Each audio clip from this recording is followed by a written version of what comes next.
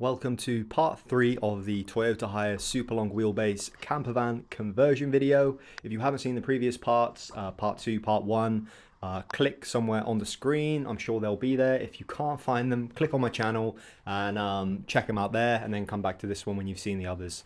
We're focusing on the inner ceiling lining here. We're taking it out, and the first thing to do with this job is just pop out a lot of the clips. So these aircon clips here, they just pop out. There's no screws attached to them, and the majority of the roof lining is actually held in with those little grey plastic clips which I showed at the start of the video. So it makes taking out this roof lining quite straightforward. The only part where you have to unscrew a little bit is the light fixture that is at the back of the van. It's a couple of screws, I think. Take those out with a drill, and then you've got like a plastic electrical clip which you can then just pop out, and yeah, there you go. After we've done that, we take out the ceiling lining. You'll notice in this video I actually left the front portion of the kind of stock ceiling lining in. So when we get further down the line in the campervan conversion, you'll see that the kind of stock part is left at the front, but then I've put like a ceiling in and walls in further down the van.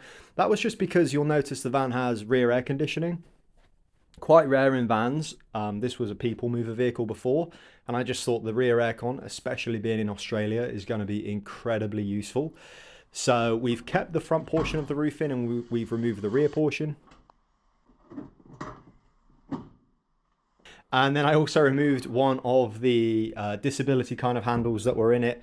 That is the heat that I'm currently suffering through, trying to measure up for the roof fan, which is the next portion. You can see me beginning to question my life choices. Have I made the right decision coming to this country in the first place? Have I made the right decision deciding to do a van build in summer in Australia? I'm not so sure. So I marked out for the roof fan. This is a TRA roof fan. I bought it on eBay. I know you can get a max air fan, which a lot of people rave about. The TRA roof fan that I've got here was a little bit cheaper, and honestly it still does the job. I can't compare it with the max air fan as I haven't had both, but I mean, yeah, this one does the job great, and it was a lot cheaper. So the general rule of thumb with regards to fitting things into vehicles or fitting things anywhere: measure twice, cut once. So I proceeded to mark out, drill out where I wanted the roof fan. I wanted it towards the rear of the van, above kind of where the bed would be, or where at least I imagined the bed would be. And also that allowed me to put like solar panels and a roof rack further up the van. So I measured out, marked out. If you're not 100% sure on how to fit one of these roof fans, again, leave some questions below. Happy to help out and share my very limited knowledge on it. But we prepared, we marked out, we measured out, we drilled out the corners with a big drill bit, and then we also put masking tape on the roof of the van where we were going to be using this jigsaw here, and that's just to prevent like a lot of the paint stripping off as you use the jigsaw. You can see the huge hole that I created in the van after I cut that out. I'll be honest, it is actually very daunting cutting a huge hole in your vehicle. You know that when the hole's there, like there's no easy way to fill it, so a little bit daunting. That was me in the heat again, questioning my life choices. It was like, how bad do I want a camper van? I'm not so sure anymore. So I reversed the van back underneath the kind of sort of awning fixture here to get out of the sun a little bit. Once I'd cut the hole for the roof fan, very important is just to make sure you give it all a sweep up, because you'll have loose kind of metal chippings all over the place, and they will cause some severe rust. You can see little rust spots on the roof of the van. It's an old van, but yeah, just make sure to clean all of those up with a brush and even a blower. And then we filed down the corners, and we gave it a little test run here. Before you put the glue on, please, please, please give it a test run. Make sure it fits. I don't think I put it in the video, but I had to go back and forth about 2 or 3 times with that jigsaw, with the file, just trying to make sure it fit. The next step was to use the Rust-Oleum and spray all of the pieces of metal that we had just cut.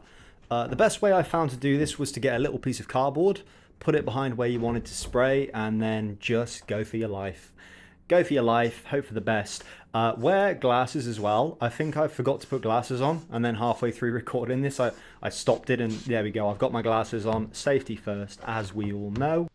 If you guys are hoping for me to break down this in a little bit more depth, or you want a little bit more information on a step-by-step guide on, for example, how to take out the roof lining or how to install a roof fan, I can do my best to give you a more informative video, but just let me know in the comments. I mean, if it's something people want to see, I'm happy to try and break it down in step by step. If not, these kind of short videos here giving you the process should give you a rough idea of what to do.